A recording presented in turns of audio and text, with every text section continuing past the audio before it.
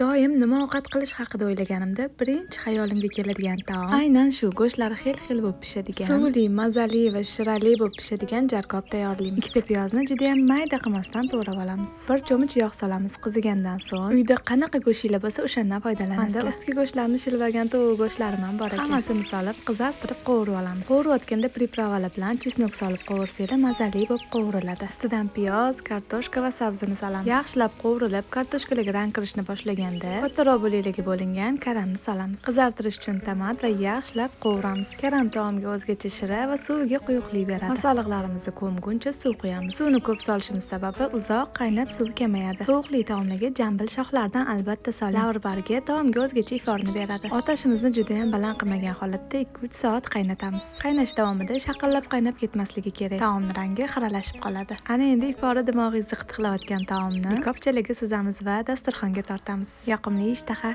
E'tibor bilan kuzatganingiz uchun tashakkur. Shu joyda rangi o'chgan yurekchani qizartirib qo'ysangiz xursand bo'lardim.